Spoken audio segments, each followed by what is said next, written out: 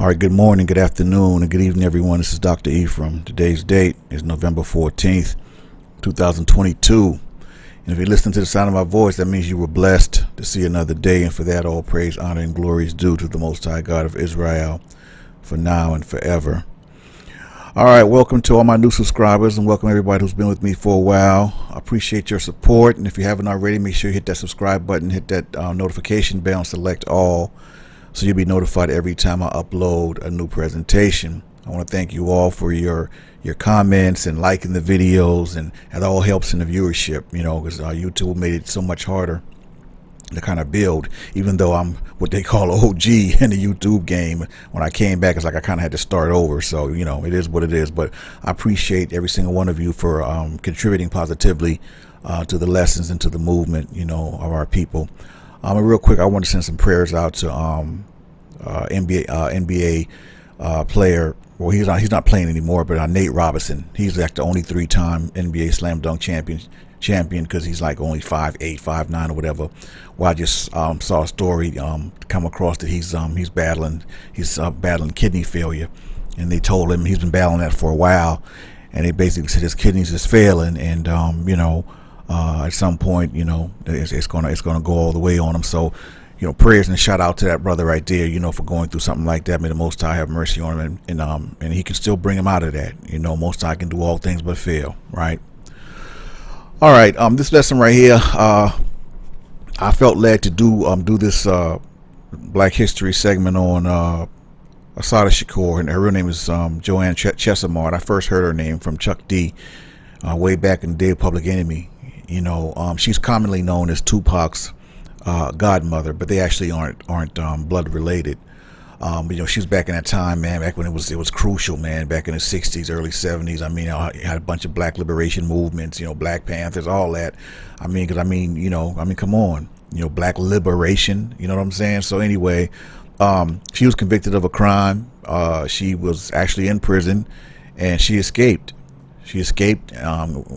Moved to Cuba, and they gave her asylum because Cuba and us and the United States don't have any kind of treaty. Matter of fact, Cuba's been phased out for years, from the United States. So Cuba ain't gonna help them do nothing. So they never turned her over, never, nothing like that. So she's been in Cuba ever since. So, real interesting story. Like I said, Tupac's godmother, and hope you guys enjoy it. Like it, share it, comment, and until next time, it's Dr. Ephraim signing off. Shalom, elect. All right, everyone, and here she is, Miss Asaata Shakur. She was born Joanne Deborah Byron on July 16th, 1947, and the sister is still alive. Her married name is Joanne Chesimard. She's an American freedom fighter, political activist, and member of the Black Liberation Army, or BLA for short. She participated in the student rights movement and campaigns against anti-black racism and the Vietnam War in the 70s. She has been living in Cuba since 1979. As part of COINTELPRO campaign against black activists in the 70s, Shakur was targeted by law enforcement. She was convicted in the first-degree M of State Trooper Werner Forster during a shootout on the New Jersey Turnpike in 1973. Shakur has maintained that she is not a criminal, that she had her hands up during the shootout, and that she killed no one. Fellow BLA activist DrYehoshuaBenEphraim Shakur was also killed. Assata escaped from the Clinton Correction Facility for Women in New Jersey and fled to Cuba, where she was given political asylum, because Cuba there's no love lost between Cuba and the United States. So they said, yeah, forget them. Come on over here, whatever. You're here, so yeah, political asylum. So they say Shakur is wanted by the FBI, and there is a $2 million reward for her apprehension. This sister is literally like 2 years younger than my mom. She's an old lady, man. Like at this point, like seriously. It says she was born in Flushing, Queens. She grew up in New York City and Wilmington, North Carolina. After she ran away from home several times, her aunt, who would later act as one of her lawyers, took her in. She became involved in political activism at Borough of Manhattan Community College and City College of New York. After graduation, she began using the name Asaata Shakur and briefly joined the Black Panther Party.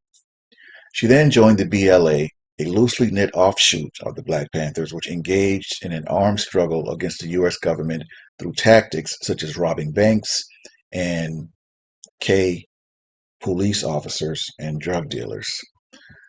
Between 1971 and 1973, she was charged with several crimes and was the subject of a multi-state manhunt.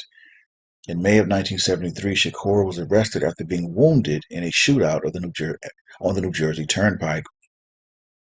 Also involved in the shootout were New Jersey State Troopers Werner Forster and James Harper and BLA members Sundata Akoli and Zaid Malik Shakur.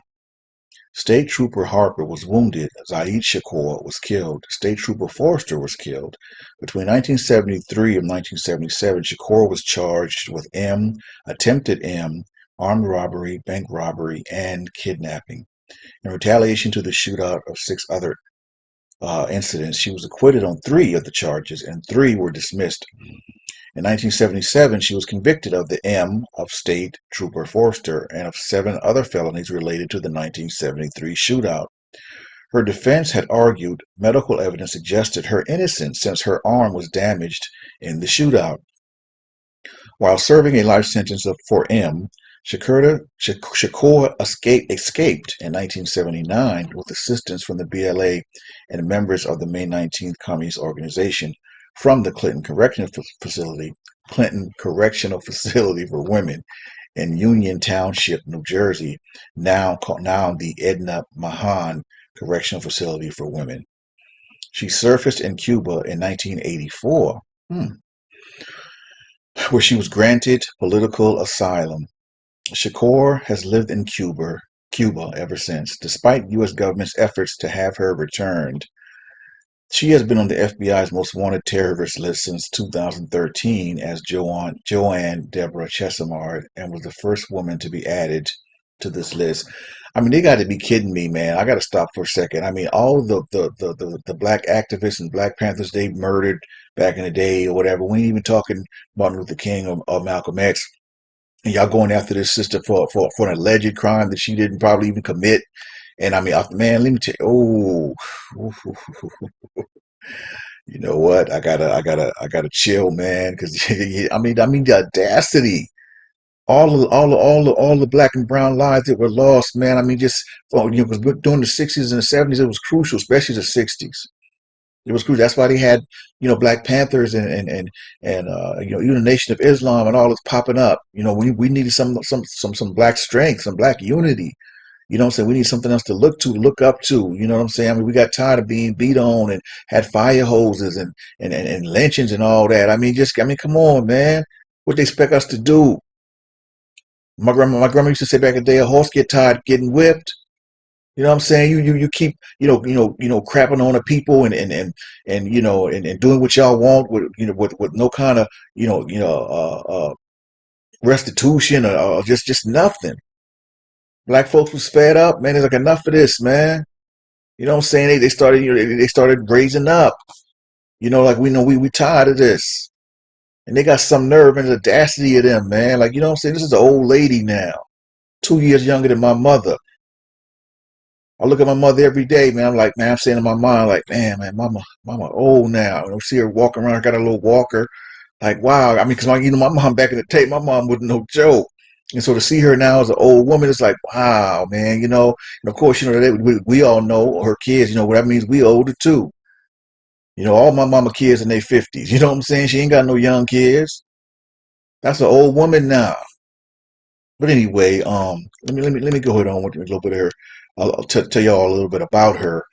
Asaata Shakur was born Joanne Deborah Byron in Flushing, Queens. Okay, she lived there 3 years with her mother, school teacher Doris E. Johnson, and retired grandparents Lula and Lula. That's an OG name right there, Lula and Frank Hill. In 1950, Shakur's parents divorced, and she moved with her grandparents to Wilmington, North Carolina. After elementary school, Shakur moved back to Queens to live with her mother and stepfather. Her mother had remarried. She attended Parsons Junior High School. Shakur still frequently visited her grandparents in the South. Her family struggled financially and argued frequently. Shakur spent little time at home. She often ran away, staying with strangers and working for short periods of time until she was taken in by her mother's sister, Evelyn A. Williams, a civil rights worker who lived in Manhattan. Shakur has said that her aunt was the heroine of her childhood, as she was constantly introducing her to new things. She said that her aunt was very sophisticated and knew all kinds of things. She was right up my alley because I was forever asking all kinds of questions. I wanted to know everything. Williams often took the girl to museums, theaters, and at galleries. Shakur converted to Catholicism. Oh, wow, that's interesting. As a child, and attended the all-girls Cathedral High School for 6 months before transferring to public high school. She attended for a while before dropping out. Her aunt helped her later to earn a GED. Often there were few or no other black students in her Catholic high school class. Yeah, the press didn't teach Catholicism; they taught Christianity. Wink, wink. Not the Catholicism was much better because the Roman Catholics are the one who introduced that false image of Christ. But I ain't even finna go there. Okay, moving right along. Shakur later wrote, the teacher seemed surprised when she answered a question in class, as if not expecting black people to be intelligent and engaged. She said she was taught a sugar-coated version of history that ignored the oppression suffered by people of color, especially in the United States. I know that's right, sister. I know that's right. In her autobiography, she wrote, oh, she has an autobiography. I didn't know that. I'm gonna have to look for that and get it on Amazon Audible. I still like to. I do my read. I get my read on still, but I listen more now because sometimes my eyes ain't all that. You know what I mean? So I listen more now, but I still get my read on though. I'm gonna have to check her book out to see if I can find what the name of it is. So I can tell y'all, check it out. Um, and she said, ooh, sugar-coated. In her autobiography, she wrote, I didn't know what a fool they had made out of me until I grew up and started to read real history. And I could feel her on that because that's kind of how I felt. Shakur attended Borough of Manhattan Community College and then the City College of New York in the mid-1960s, where she became involved in many political activities, civil rights protests, and sit-ins. She was arrested for the first time with 100 other BMCC students in 1967 on charges of trespassing. The students had chained and locked the entrance to a college building to protest the low numbers of black faculty and the lack of black studies programs. In April 1967, she married Louis Chesimard, a fellow student activist at CCNY. Their married life ended within a year. They divorced in December 1970. In her 300-page memoir, Shakur gave one paragraph to her marriage, saying that it ended over their differing views of gender roles. Okay. After graduation from CCNY, Shakur moved to Oakland, California, where she joined the Black Panther Party. In Oakland, Shakur worked with the BPP to organize protest and community education programs. After returning to New York City, Shakur led the BPP chapter in Harlem, coordinating the free breakfast program for children, free clinics, and community outreach. But she soon left the party, disliking the macho behavior of the men and believing that the BPP members and leaders lacked knowledge and understanding of United States Black history. So it seems to me like this sister had a problem basically being the woman that God called her to be, not taken away from her, from her strength of wanting to kind of be involved in the movement and all that. But see that, and that's one of the reasons why as a people, we've gotten into it like that with each other because, we either don't know our roles or we aren't comfortable in our roles.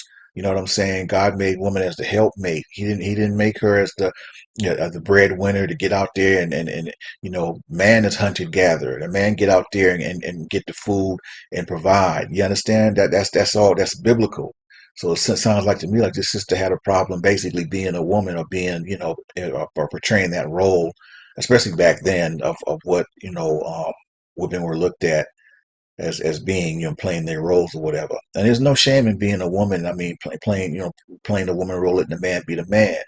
Ain't no woman going out to war. Woman, you stay your behind here. You take care of these kids and take care of this house. I'm finna go out and handle my business, and I'm gonna be back.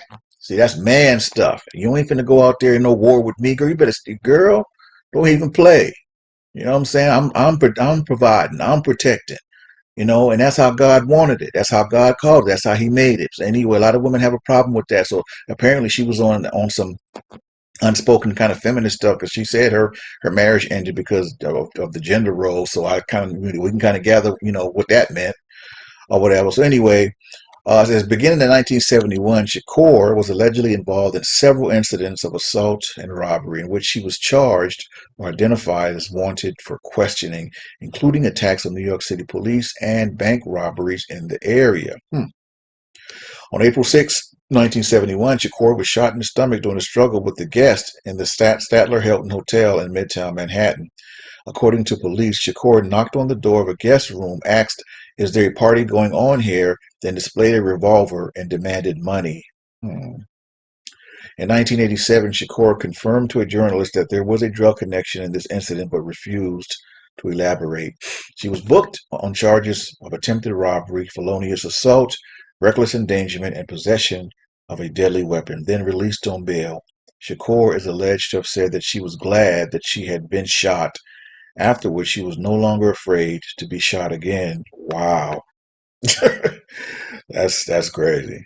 That's crazy. Okay, hold on, y'all. Give me 1 second. Let me see.